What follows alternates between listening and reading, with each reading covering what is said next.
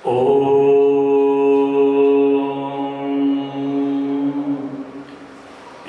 भूतं च भव्यं च सर्वं यश्चाधितिष्ठति स्वर्यस्य च केवलं तस्मै ज्येष्ठाय ब्रह्मणे नमः। तद्विष्णुः परमं पदं सदा पश्यन्ति सूरयः दिवि विचक्षुराततम्।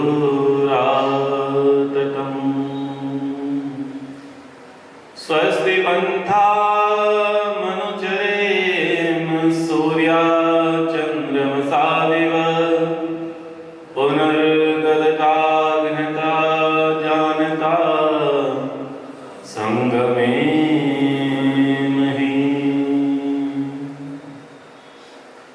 प्रभु कृपा से आर्य समाज रोहतास नगर के 58वें वार्षिकोत्सव के उपलक्ष्य में तृतीय दिवस के प्रातःकालीन वेला में हम इस आर्य समाज प्रांगण में उपस्थित हैं।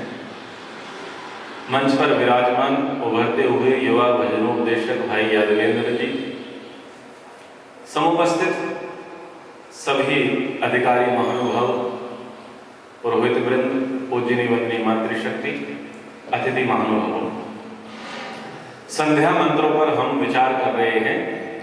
आवृत्ति करिए, सब साथ में बोलिए। ओम शन्नो देवीरभिषयापो भवन्तु वीतये संयोरभिस्रवन्तु नः। ओम वाक् ओम प्राणः ओम चक्षुः ओम श्रोत्रं ओम नाभिः ओम हृदयं ओम कंठः ओम शिरः ओम बाहुभ्यां यशोबलम् ओम करतलकरपृष्ठे ओम भूः पुनातु शिरसि ओम भुवः पुनातु नेत्रयोः ओम स्वः पुनातु कंठे ओम महः पुनातु हृदये ओम जनः पुनातु नाभ्याम् ओम तपः पुनातु पादयोः ओम सत्यं पुनातु पुनः शिरसि ओम खं ब्रह्म पुनातु सर्वत्र ओम भुवः ओम स्वः ओम महः ओम जनः ओम तपः ओम सत्यम। यहाँ तक का हम कल तक पाठ कर चुके थे। आगे जो सूक्त है उस सूक्त का नाम है अघमर्षण मंत्रा। अघ कहते हैं पाप को, तो पाप को मसलने वाला यह सूक्त है। और इस सूक्त में 3 मंत्र हैं। ऋतंच सत्यं चाभि भा तपसो धिजायता ततो रात्र जायता ततः समुद्रो अर्णवः समुद्रातर्णवादधि संवत्सरो अजायता अहो रात्राणि विदधत् विश्वस्य मिषतो वसि सूर्याचन्द्रमसौ धाता यथा पूर्वमकल्पयत् दिवं च पृथिवीं चान्तरिक्षमध्वो स्वः। मंत्रों में क्या कहा जा रहा है? मंत्रों में सृष्टि रचना बताई जा रही है कि परमात्मा ने ऋत को, कार्य जगत को, कारण जगत को धारण किया है। उसने सूर्य, चंद्रमा, नक्षत्र, ग्रह, उपग्रह बनाए हैं। क्षण, मुहूर्त, काल, निमेष, उन्मेष सब बनाए हैं। दिन बनाए हैं, पक्ष बनाए हैं, मास बनाए हैं, अयन बनाए हैं, ऋतु बनाए, संवत्सर बनाए हैं। सब लोकांतरों को उसने बनाया है। पृथ्वी पर स्थित समुद्र और आकाश में स्थित समुद्र को भी उसने रच करके धारण किया है। सब लोकांतरों का स्वामी है। चर्चा सृष्टि वर्णन का है और प्रसंग आगमर्षण का। क्या समझ में आता है बताओ? अघमर्षण मंत्र। चर्चा किसकी है? सृष्टि रचना की चर्चा चल रही है। यथा पूर्वम कल्पयत, जैसे पहले रचा था वैसे अब रच रहा है और आगे भी रचेगा। तो इस सब से पाप का क्या लेना देना? मंत्र कैसे होने चाहिए थे जिनमें इस बात की प्रेरणा हो कि अघ को कैसे दूर किया जाए। क्योंकि सूक्त क्या है? अघमर्षण, पाप को मसलने वाला मैं सूक्त प्रस्तुत करता हूं, लेकिन विनियोग किसका है? सृष्टि रचना के मंत्र। तो हम पिछले प्रसंग से आगे बढ़ते हैं। हमने प्रार्थना करी भू पुनातु, भुव पुनातु, स्व पुनातु, महा पुनातु, जना पुनातु, यानी आप पवित्रता दे दीजिए किसमें? जो हमारे नेत्र हैं, जो हमारे कंठ है, जो हमारा श्रोत्र है, जो हमारी नाभि है, जो हमारा हृदय है, जो हमारा पैर है, जो हमारा शरीर है, उसमें आप पवित्रता दे दीजिए। क्यों पवित्रता दे दीजिए? स्ट्रॉन्ग तो है, अच्छा तो है, लेकिन सरलता नहीं, निरभिमानता नहीं, और यही अपवित्रता का कारण है। तो यहां पक्के अर्थों में अघ का नाश होता है, अथ अघमर्षण मंत्र। पक्के अर्थों में मतलब यहां पर यह बताया जा रहा है कि आप सर्वोच्च नहीं हैं। आप किस पर अभिमान करते हैं? रूप पर रूप पर भी बहुत सारे लोग हैं जो रूप को टक्कर देंगे और रूप को बुढ़ापा खा जाएगा। किस पर आप गर्व करते हैं? धन पर। धन धरती पर धरा और दो लोग उसके पीछे पड़े रहेंगे, एक चोर, दूसरा राजा। आप किसके पीछे पड़े हो? बल पर। बल को भी रोग खा जाएगा और बलवान खा जाएगा। जो भी आप मानते हो कि मैं इसमें बड़ा हूं, वो बड़ा सदा रहने वाला नहीं। हर मनुष्य को अभिमान क्यों होता है? मुझको भी अभिमान है, आपको भी अभिमान है। दुनिया में ऐसा कोई व्यक्ति है नहीं जिसे अभिमान ना हो, ये ध्यान रखना। अभिमान सभी को होता है, किसी को कम, किसी को अधिक होता है। लेकिन अभिमान कब होता है? अभिमान तब होता है जब वो ये देखता है कि जो मेरे पास है वो मेरे अड़ोसी पड़ोसी के पास, और पहले मेरे पास नहीं था, अब मेरे पास और इनके पास, बस यहां से अभिमान शुरू होता है। यानी जो आपकी प्रसिद्धि है, उस प्रसिद्धि के पीछे छाया के समान अभिमान आया। जैसे हम धनवान बने, पदवान बने, आयुवान बने, कुछ भी बन गए, अन्यों से श्रेष्ठ बने, तो परछाई के जैसे क्या आ जाता है? अभिमान आ जाता है। तो उस अभिमान को पकड़ना पड़ेगा, इस अभिमान को पकड़ना पड़ेगा। और ये अभिमान बड़ा विचित्र है, ये ढलते हुए सूरज की तरह बढ़ता जाता है।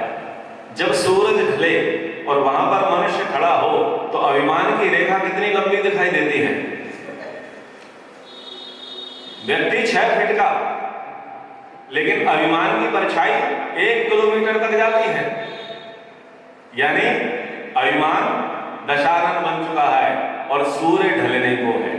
ये लक्षण है कि जब अभिमान पीक लेवल पर होगा, समझ लेना व्यक्ति का समूल विनाश। हाँ, ये बड़ा संकेत है, समझने की है। तो हम अभिमान से बचें, और अभिमान से कब बचेंगे? तब बचेंगे जब हम ये देखेंगे कि मैं तो बहुत कम हूं और मुझसे अभी लोग बहुत ऊपर हैं।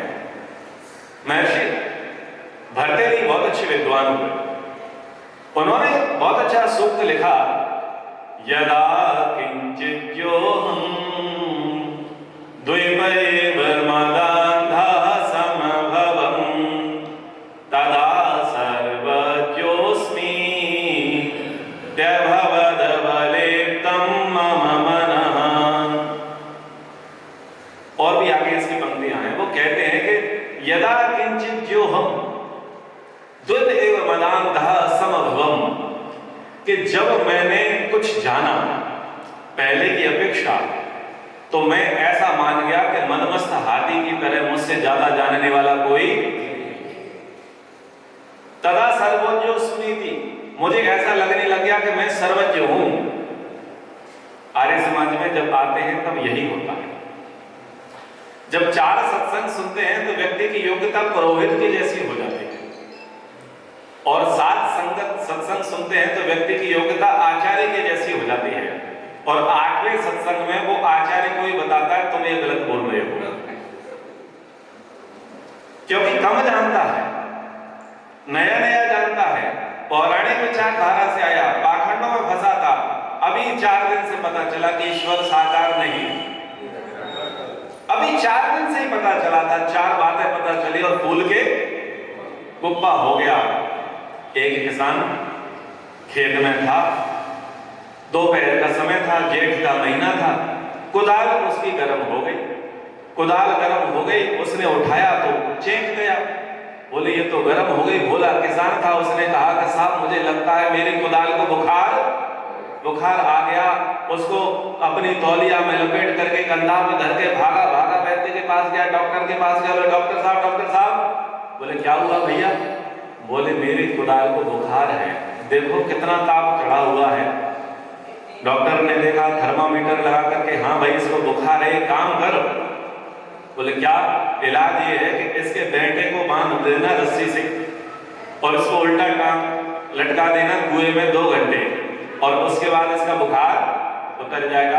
किसान आया, खेत पर कुआं था, कुएं में उसने अपने कुदाल के बेटे को रस्सी से बांधा और पानी में लटका दिया। बाद में जाकर के कुदाल का ताप उतर गया, उसका बुखार उतर गया, कुदाल ठंडा हो गया। अब शाम को लौट करके किसान आया और घरवाली की तरफ से पीट करके बैठ गया। वो कहती है अजी सुनते हो, खाना खा लो। बोले हल्के में ले रही है, तुझे पता नहीं है मैं डॉक्टर बन गया। आए यार समझियो, तुझे पता नहीं है मैं डॉक्टर बन गया हूं। अब एक दिन बेटा बीमार हो गया। देखो भस्मासुर बता रहा हूं मैं, ये अधूरा ज्ञान पतन का कारक समझा रहा हूं। एक दिन बेटा बीमार हो गया, उसने कहा सुनते हो जी बेटे को ताप चढ़ा हुआ है। बोले नगर में ढिंडोरा, बगल में छोरा, काहे परेशान होती है देवी, मैं ठीक कर देता हूं। बेटे के पैर बांधे, कुएं में लटकाया, बेटे का शांति पाठ। ये है हम लोगों की भस्मासुरों की स्थिति। तो यदा किंचित जो हम दुप एवं मदान्धः समभवम् तदा सर्वज्ञोऽस्मीति।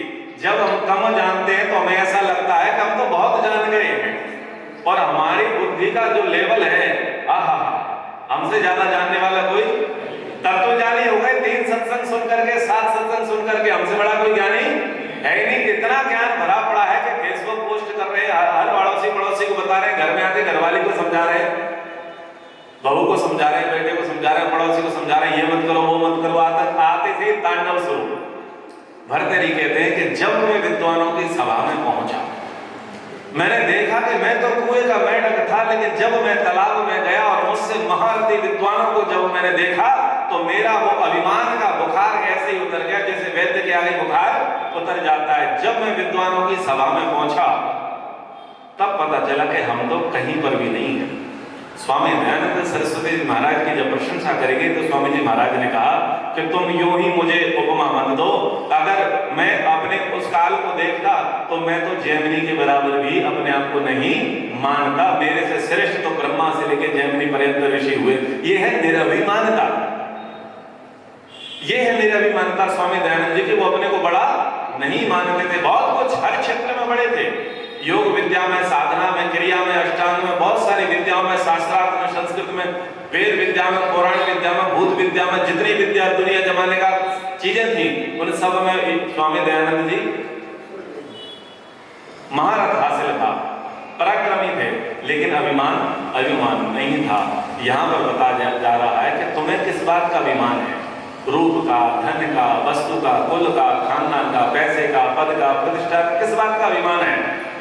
तुमसे ज्यादा इसकी है। ऋतम च सत्यम चाभिधा तपसोऽधिजायत ततो रात्रजायत ततः समुद्रो अर्णवः समुद्रातरण। तूने क्या बना लिया भाई? फार्म हाउस बना लिया, कितने कारखाने। तो मैं कहता हूं कि जो ऐसा अभिमान करता है अपने पद, पैसा, प्रतिष्ठा, रूप, बल, धन पर, उसको टेबल पर रखा हुआ ग्लोब लेकर के आओ, उसके सामने रखो, उससे बोलो कि बेटा पहले इसमें से तू भारत ढूंढ, इस ग्लोब में से, फुटबॉल के जैसे में से भारत ढूंढ और लगा उंगली, तो भारत पर क्या लगेगा? अंगूठा लगेगा। आगे ज्यादा कुछ लगने वाला अवश्य कहेंगे दिल्ली ढूंढ, तो अंगूठे की जगह क्या लगेगा? दिल्ली। और अब इसमें रोहतास नगर ढूंढ, सुई लगेगी। अब सुई लगेगी। अब रोहतास नगर में तू अपना बंगला देख ले, सुई भी नहीं लगने वाली, कुछ भी नहीं लगने वाली। भाई क्या है अपनी समस्या क्या है? अभिमान होता है जब हम नीचे से ऊपर को देखते हैं। नीचे से ऊपर को देखते हैं तो हमको क्या होता है? अभिमान होता है। ऊपर से नीचे को देखते हैं तब हमें क्या होता है? अभिमान होता है कि मैं ऊपर हूं और सब लोग नीचे हैं। लेकिन जब नीचे से ऊपर को देखते हैं ना, तब समझ में आ जाता है कि हमारी वास्तविक स्थिति क्या है, कौन कितने पानी में है। तो ग्लोब ले जाओ पास में, उसको बताओ भाई तुम्हारी क्या विसात है।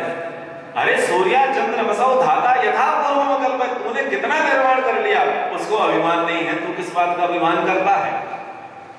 तो ये अगमर्षण सूक्त का अभिप्राय समझो कि यहाँ पर ईश्वर की सर्वशक्तिमत्ता बताई जा रही है।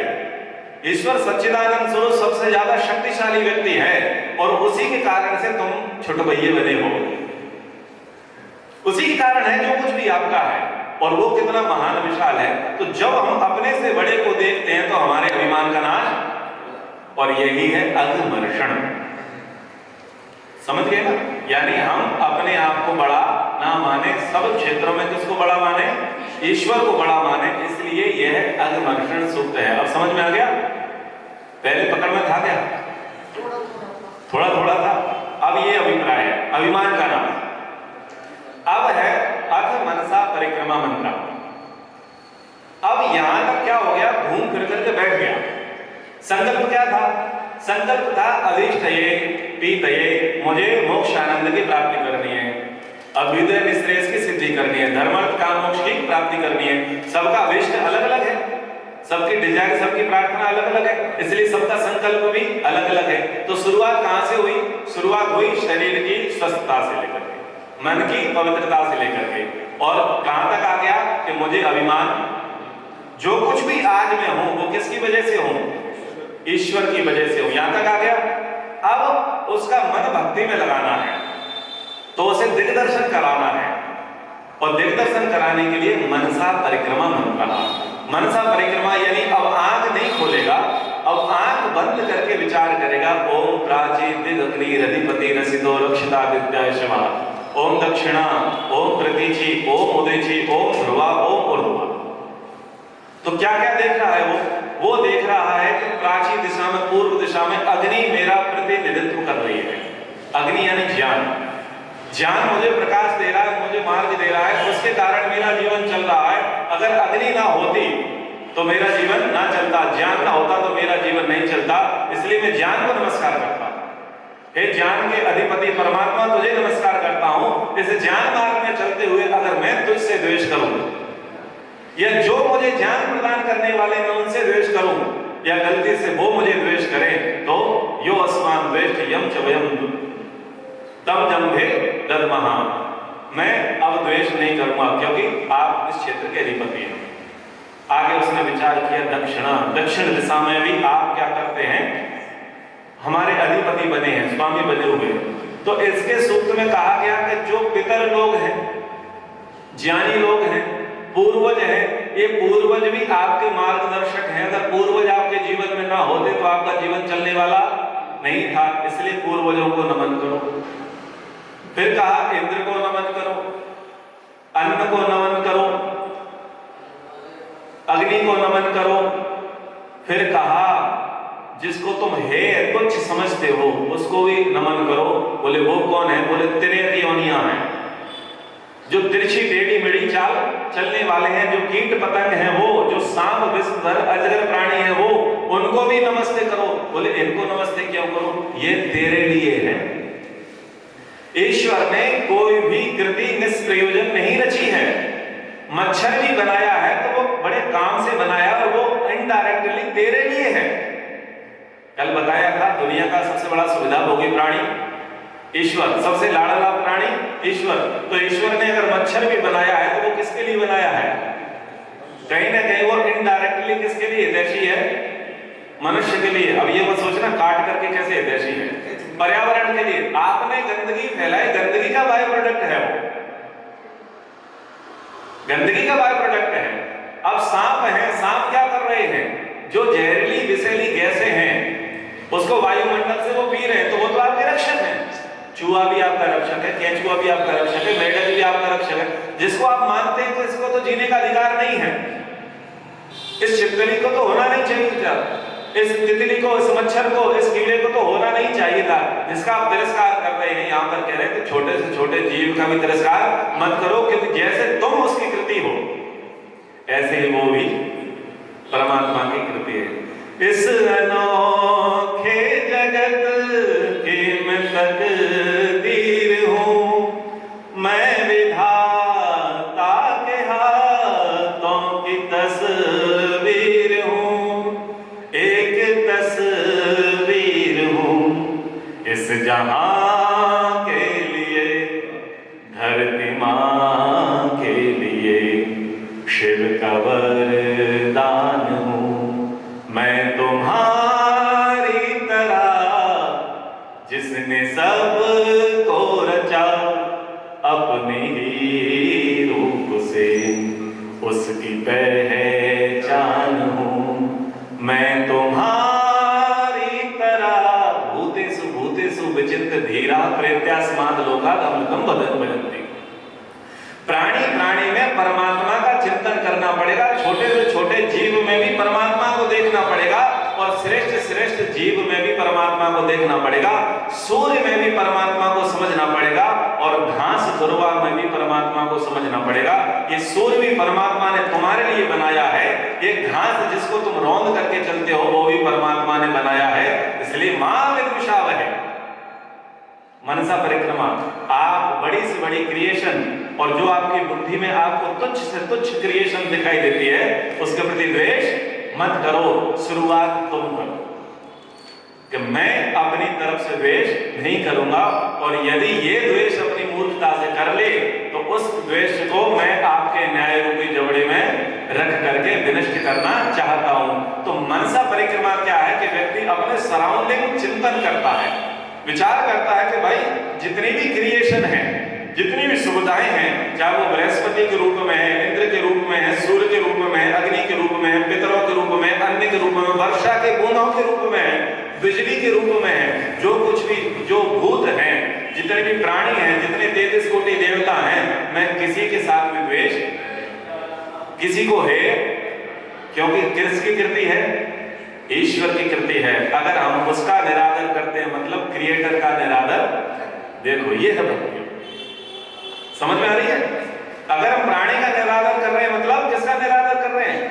हाँ, बच्चे को डांट रहे हैं मतलब माँ बाप की इंसल्ट कर रहे हैं। कोई भी माता पिता अपने बच्चों का अपमान सुनता, बुराई सुनता, जब देश में लोक में हर माता पिता को अपने बच्चे अच्छे लगते हैं, तो क्या परमात्मा को कैसी बात कर रहे हो? आप कोई भी अच्छी व्यवस्था करो, मैनेजमेंट करो, चीजें बनाओ, और कोई आकर के उसमें बीन मेघ लगाए तो आपको अच्छा लगेगा क्या? जब हमको अच्छा नहीं लगता तो क्या ये भगवान के प्रति हमें व्यवहार करना चाहिए? यह है भक्त भाव कि हर क्रिएशन के प्रति हम सद्भावना रखें, यानी कोई भी क्रिएशन परमात्मा के निष्प्रयोजन नहीं है। ये है मनसा परिक्रमा मंत्र। संक्षिप्त बता दी, समझ में आ गया? आगे बढ़े, मुझे कोर्स पूरा करना है, घड़ी पर ध्यान है। अब है उपस्थान मंत्र। अब क्या है? अब बैठे, उपासना अब शुरू है। अभी तक उपासना नहीं थी, अभी तक उपासना की तैयारियां थी। हमने शरीर को मजबूत किया, अंतःकरण को शुद्ध पवित्र किया, अपनी बुद्धि को परमात्मा को सरेंडर कर दिया, फिर दिव्य दर्शन किया चहुओर, अपने आगे पीछे दाएं बाएं ऊपर नीचे। भाई सारा का सारा जो आधार है वो किसकी वजह से है? ईश्वर की वजह से है। सब व्यवस्था ईश्वर की वजह से। मैं जो कुछ भी हूं वो किसकी वजह से है? ईश्वर की वजह से। अब ये है ओतप्रोत अवस्था। कुलभूषण जी ध्यान कर रहा है? ये है ओतप्रोत व्यवस्था के हम अब ईश्वर में ही सब प्रकार से घिरे हुए हैं, तब जाकर के हमारा मन लगता है उपस्थान। अब लग गया है आसन भक्त का। अब यहां से ईश्वर की आराधना शुरू हो।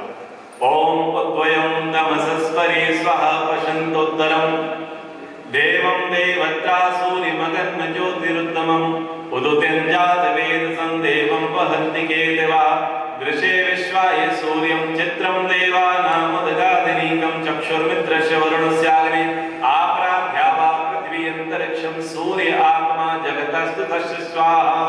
ये है स्तुति। अब उपासना में बैठा है तो सबसे पहले क्या करी है? परमात्मा की स्तुति करिए कि आप मेरे लिए क्या हो। इन मंत्रों के भाव पढ़ लेना। अब प्रार्थना शुरू, और बता रहा है निरभिमानता कि मैं जो कुछ भी हूँ किसकी वजह से आपके लिए। ओम तक्षुर्देव हितम पुरस्तात् शुक्रम उच्चरत् पश्येम शरदा शतम जीवेम शरदा शतम श्रृणुयाम शरदा शतम प्रब्रवाम शरदा शतम अधीनः स्याम शरदा शतम भूयश्च शरदा शतम। मैं देखता सुनता समझता रहूं, आपकी कृपा से रहूं, अधीन ना रहूं, किसी के अधीन ना रहूं, गुलाम ना रहूं, आत्मनिर्भर बना रहूं, दास रहूं तो केवल और केवल आपका। हे प्रभु अब मेरी बुद्धि आपको समर्पित। ओम भूर्भुवस्सुः तत्सवितुर्वरेण्यं भर्गो देवस्य धीमहि धियो यो नः प्रचोदयात्। यहाँ पर ईश्वर के प्रति पूर्ण रूप से समर्पण हो गया। अब हट भक्त का आरंभ है। यहां से भक्त हट कर रहा है कि अब तो मैं आपका मानस पुत्र हूं, आप मेरे पिता हो, मैं पूरा पूरा आपके अनुकूल हूं, जैसा आपने कहा वैसा मैंने अपने जीवन को किया। अब मेरी जिद है, मेरा प्रेम है, मेरी विनय है, उसको आप सुनिए।